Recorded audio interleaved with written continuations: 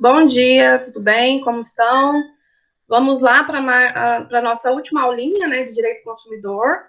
E hoje iremos tratar do tema Defesa do Consumidor em Juízo. Em razão da vulnerabilidade e inferioridade do consumidor nas relações de consumo, uma característica, né, que o legislador teve foi permitir, né, uma maior facilidade de acesso à justiça.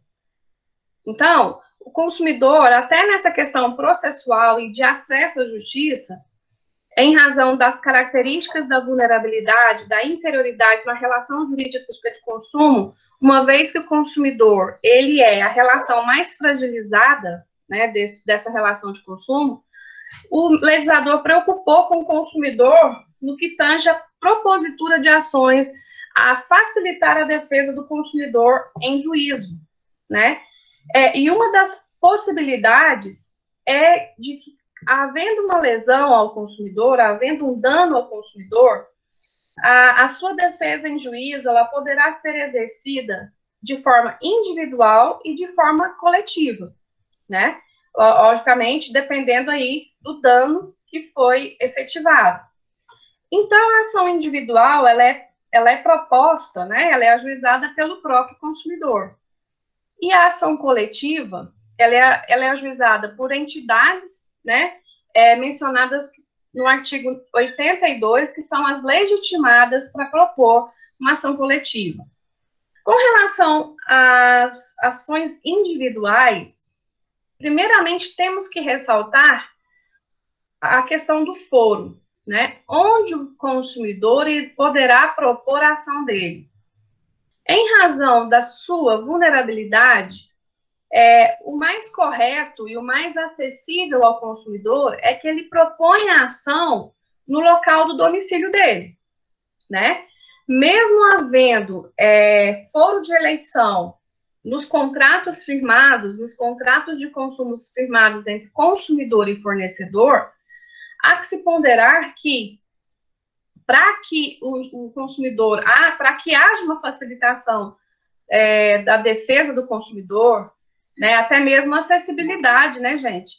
Imagina se o consumidor ele entra com uma ação contra uma empresa que é lá do Rio Grande do Sul, que é a matriz, né, é lá do Rio Grande do Sul. E no contrato, né, existe um foro de eleição, e esse contrato, nós sabemos que esses contratos, em regra, eles são de adesão, e lá tem constando, como foro de eleição, a comarca do Rio Grande do Sul, né, de uma cidade do Rio Grande do Sul. Isso prejudicaria sobremaneira o direito à acessibilidade do consumidor à sua ação, até mesmo a propor ação. Por mais que hoje nós tenhamos aí os processos eletrônicos, mas haverá necessidade, talvez, isso depende do caso, hora proposto, de provas, produção de provas, audiências, né? Só se for um acordo pode ser feito dessa forma, pode ser celebrado, inclusive, lá na comarca diversa, porque vai necessitar somente da homologação do juiz. Mas, se for uma ação judicial, será por isso que há essa possibilidade do consumidor propor a ação no seu domicílio, para facilitar o acesso dele à justiça, né? Mesmo em se tratando de foro de eleição, previstos em contratos, essa cláusula contratual, ela pode ser quebrada pelo magistrado em decorrência dessa acessibilidade, né, desse ferimento à acessibilidade ao Código de Defesa do Consumidor e, no caso, a acessibilidade do consumidor em juízo, de propor ação, de demandar, né? Então, o artigo 101, inciso 1 do Código de Defesa do Consumidor, ele altera as regras previstas no artigo 93. Ele altera as regras atinentes à competência prevista no Código de Processo Civil. Primeiro, o artigo 93 fala: ressalvada a competência da Justiça Federal, é competente para a causa a Justiça Local, no foro do lugar onde ocorreu ou deva ocorrer o dano, quando de âmbito local. no foro da capital ou do Estado ou do Distrito Federal para os danos de âmbito nacional ou regional, aplicando-se as regras do Código de Processo Civil aos casos de competência concorrente. Artigo 101. Na ação de responsabilidade civil do fornecedor de produtos e serviços, sem prejuízo do disposto nos capítulos 1 e 2 deste título, serão observadas as seguintes normas. Inciso 1. A ação pode ser proposta no domicílio do autor.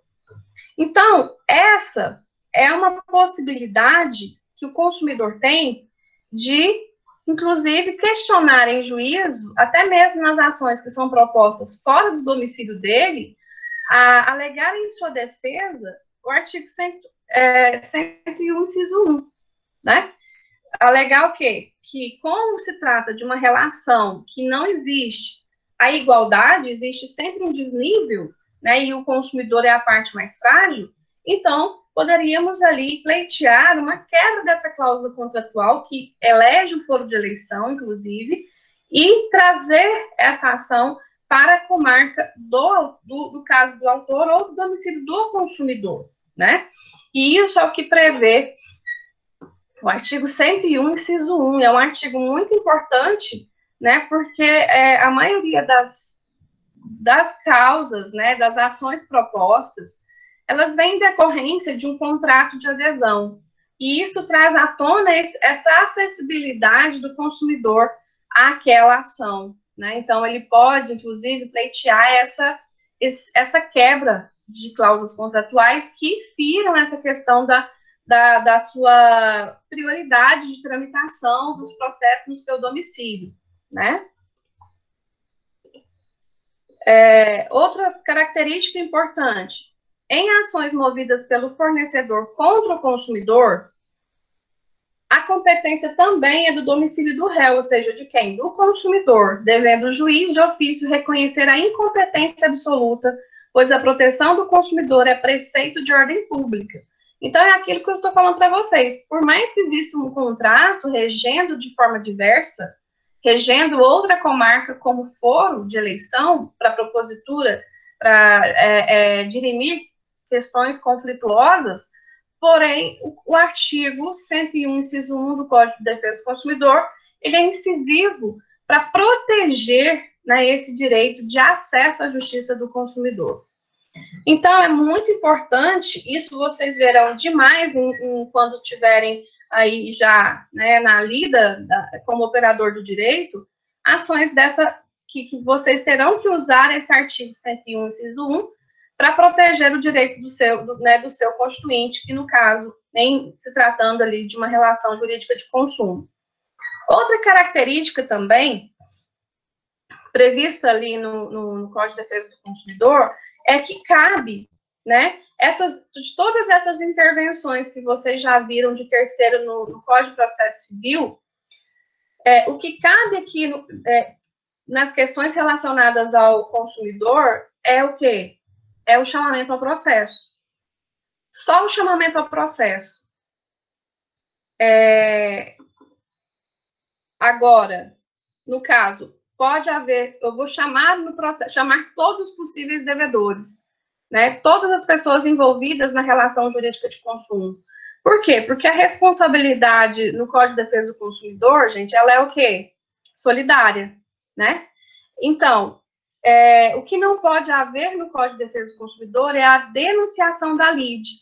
Por exemplo, eu entrar com uma ação judicial contra uma empresa de eletrodoméstico, por exemplo, né?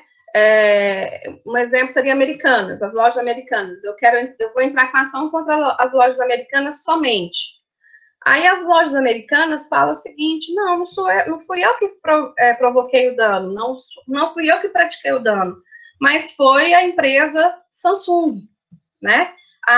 No caso, foi a transportadora. Então, essa questão de denunciação da lide, ficar jogando a responsabilidade para outras pessoas, isso não é cabível dentro do Código de Defesa do Consumidor, uma vez que a responsabilidade no Código de Defesa do Consumidor ela é solidária. Então, entre fornecedor e uma seguradora, né, ou entre até mesmo todos os fornecedores envolvidos ali na cadeia de consumo. Isso, inclusive, o consumidor ele tem a possibilidade de acessar quem estiver mais próximo dele, né? Às vezes ele não tem o endereço de um determinado fornecedor, mas ele tem do outro, que foi o final, né? O fornecedor final daquele produto. Então, isso é para facilitar a vida do consumidor. Imagina vocês se tivesse a permissão de ficar jogando essa responsabilidade entre os consumidores.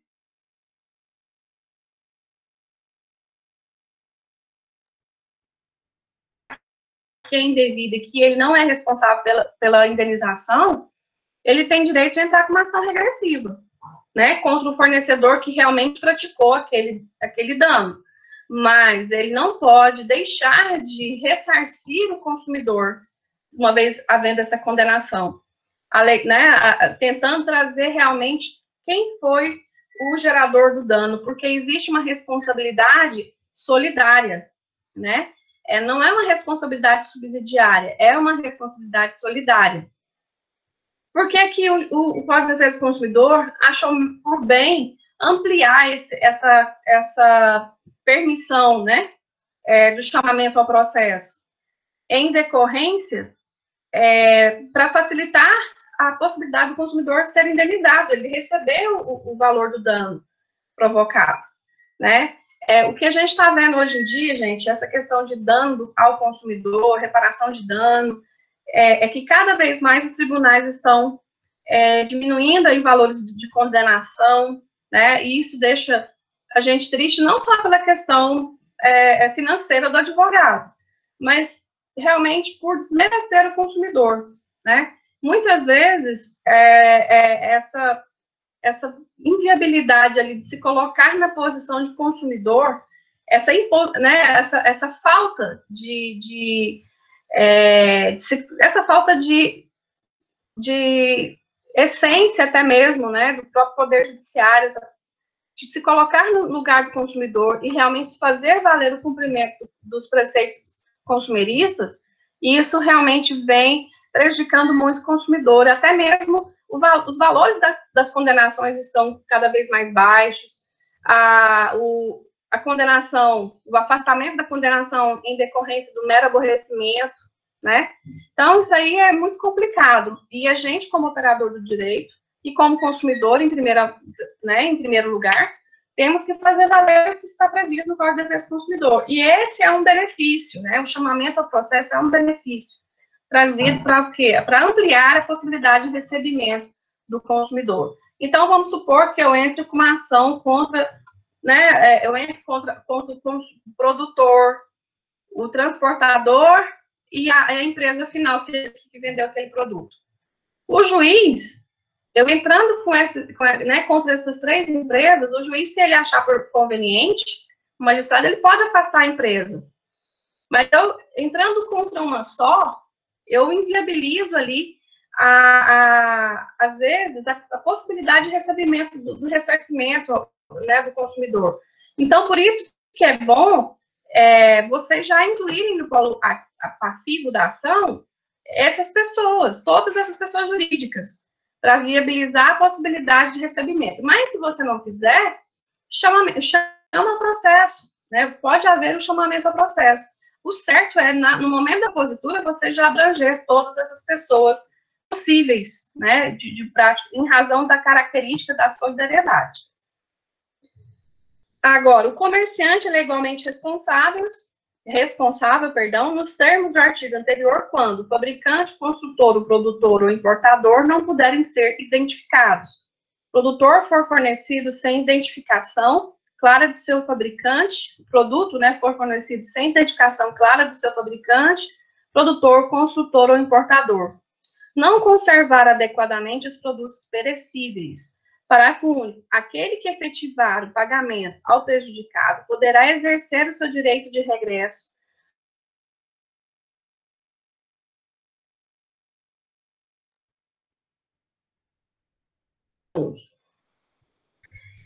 então vamos sistematizar tudo, né? No caso, vamos fazer uma síntese.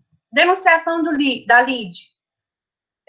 nas duas oportunidades em que previstas no Código de Defesa do Consumidor, foi vedada, né? E o chamamento do processo foi aceito. Então, no CDC, existe o quê? O chamamento ao processo, e não a denunciação da lide, tá? Então, como nós já acabamos de explanar. Quantas ações coletivas? Porque as ações, como eu falei, elas podem ser individuais ou coletivas. As ações coletivas também são recepcionadas pelo Código de Defesa do Consumidor, né? E elas têm características específicas, né? No caso, as ações coletivas são disciplinadas no Código de Defesa do Consumidor, na Lei de Improbidade Administrativa, também no Mandado de Segurança, no Estatuto do Idoso, no Estatuto da Criança e Adolescente, dentre outros diplomas legislativos. No caso, a ação civil pública que for promovida, ela poderá ser precedida de inquérito civil público, através do Ministério Público, ele vai atuar e apurar as ofensas aos direitos coletivos. E poderá haver a celebração de TAC, né, de termos de ajustamento de conduta, né.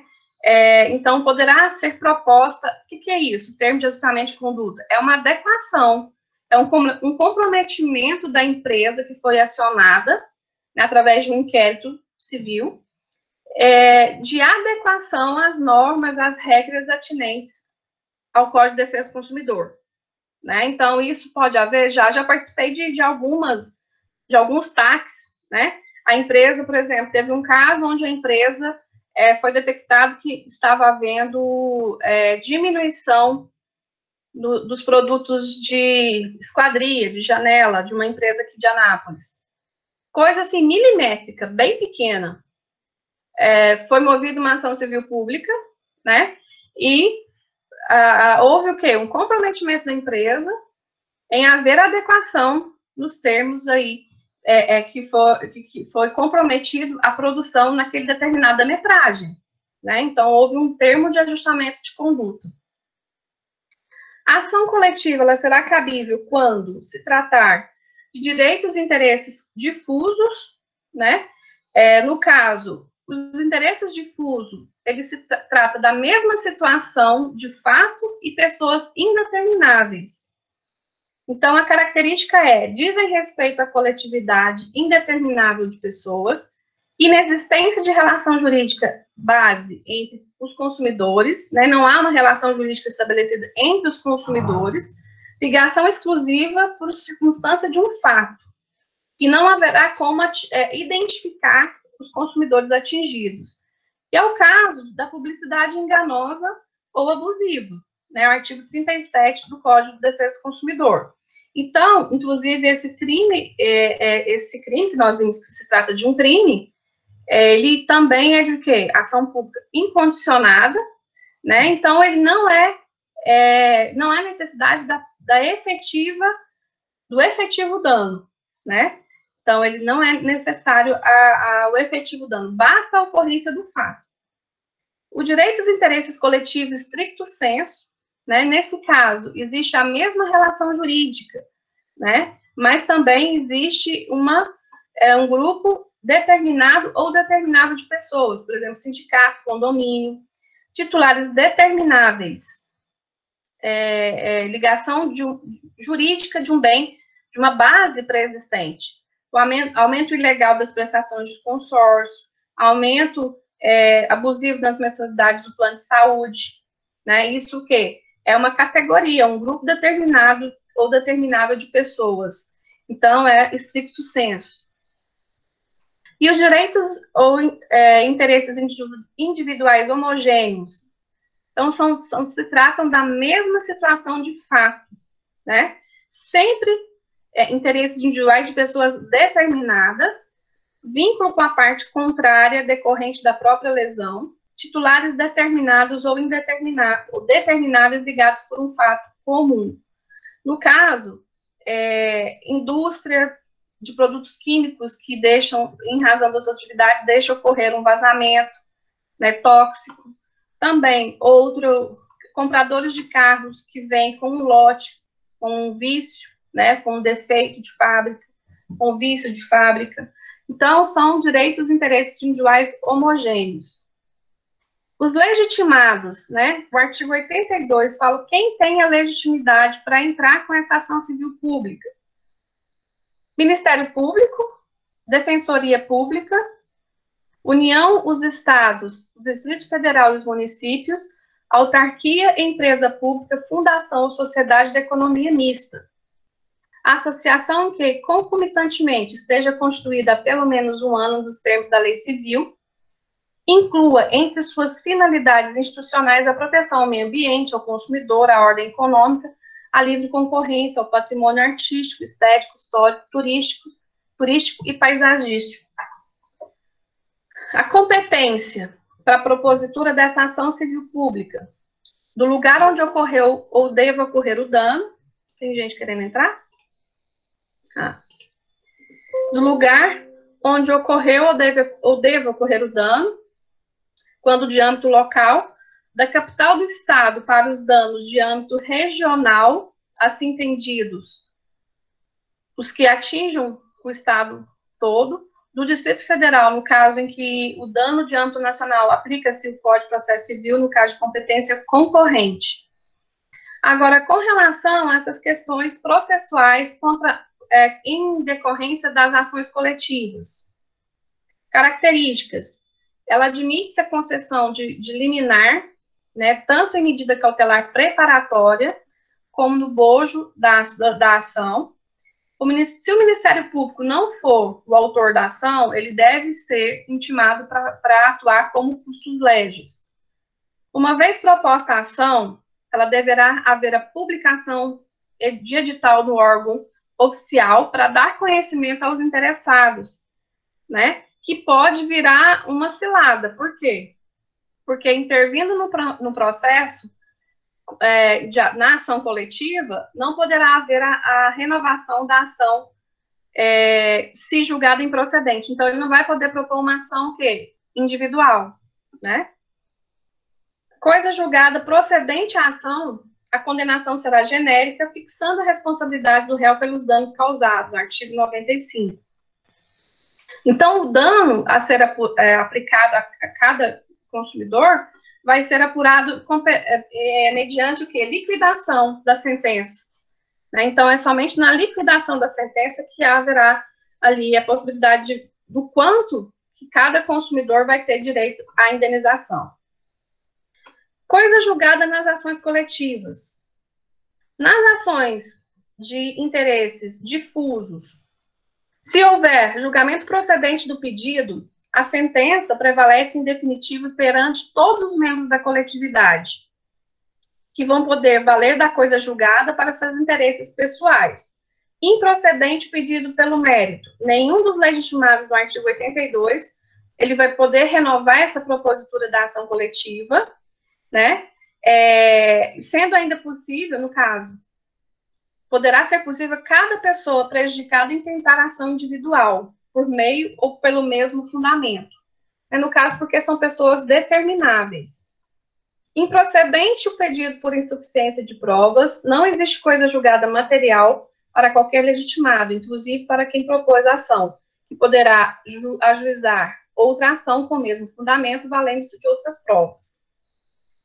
Nas ações por interesse coletivo estricto sensu, a mesma coisa do que dos interesses difusos, né? Exceto o fato que, enquanto as ações de interesse difuso, a extensão da coisa julgada vai para toda a coletividade, ou seja, erga omnes, nas ações por interesse coletivo, o efeito terá o quê?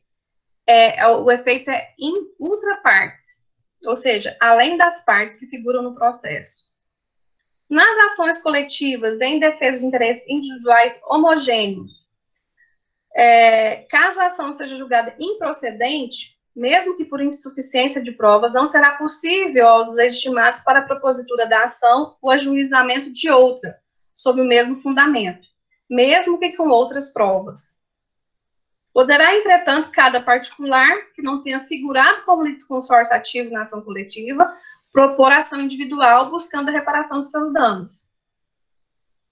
No entanto, se a ação for julgada improcedente, a sentença fará coisa julgada material para o consumidor autor, que não poderá se beneficiar da eventual procedência da ação coletiva.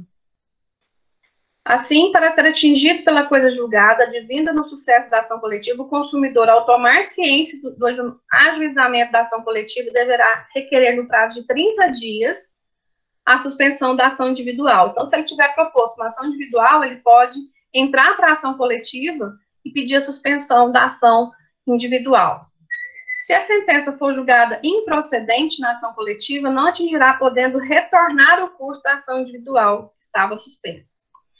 Então, gente, com relação a essa matéria, né, de defesa do consumidor no juízo, o que deve ficar bem claro para vocês é que o consumidor, ele sempre vai ter a sua, mesmo processualmente falando, essa defesa do consumidor em juízo, o legislador sempre prima pela prevalência do direito do consumidor, para facilitar a defesa e o acesso do consumidor até mesmo a poder valer da sua ação. O que adianta você ter um direito, mas não ter como exercê-lo, né?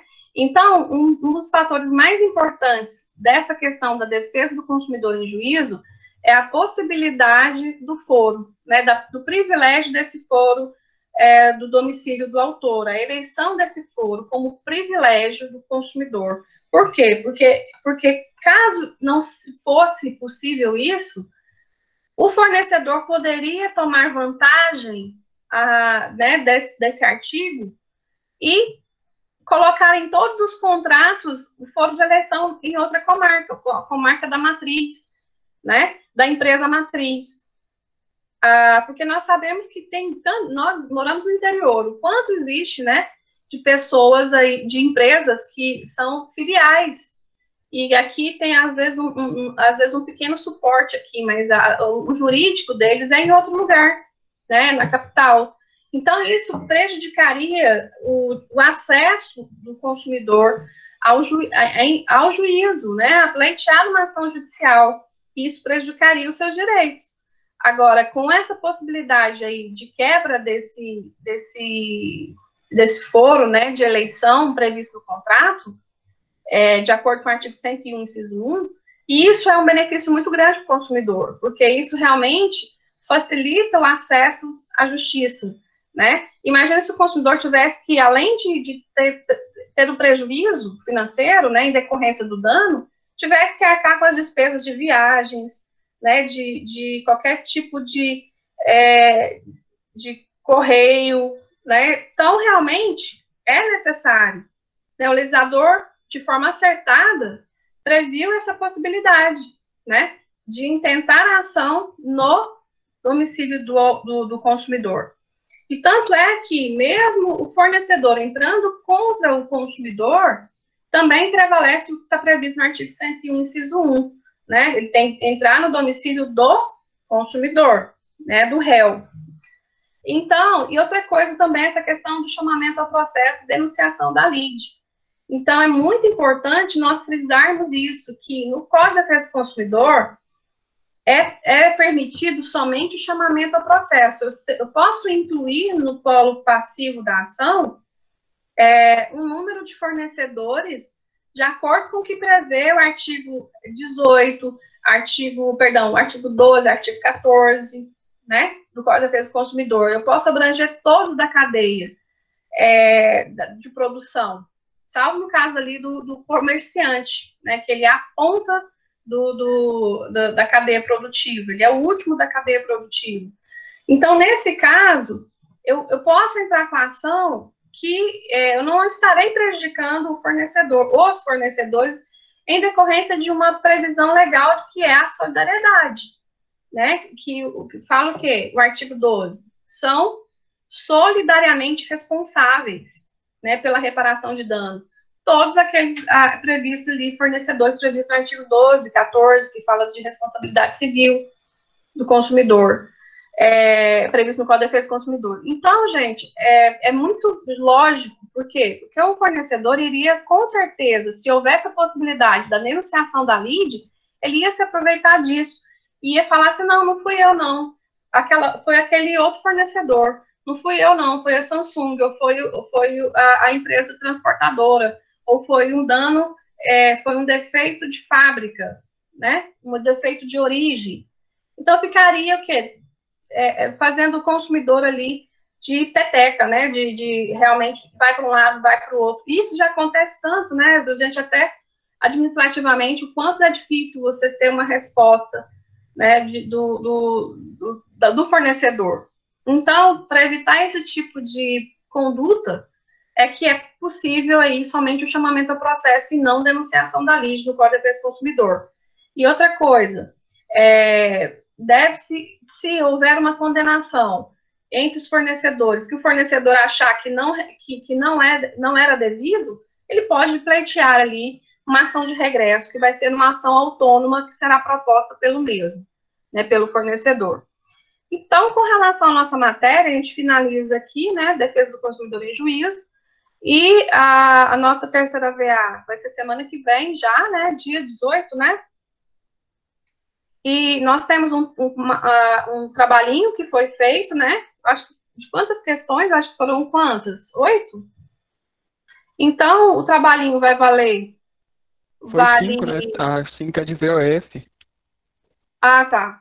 Então, o trabalho vai valer 2 pontos e a prova valerá 80, né?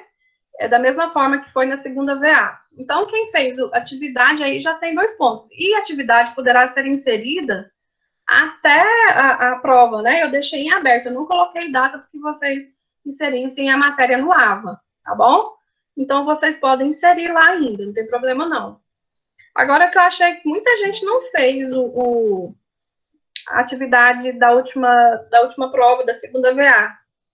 Mas é porque já estava com a média boa, né? Provavelmente. Então vai acontecer agora também. Muita gente já está com a média, já atingiu a pontuação necessária, provavelmente não vai fazer. Mas fica a critério de vocês, né? Ou seja, nós temos aí a possibilidade. 2 pontos o trabalho e 80 a prova. Ok? Então, com relação à nossa aula de hoje, a gente fica por aqui. E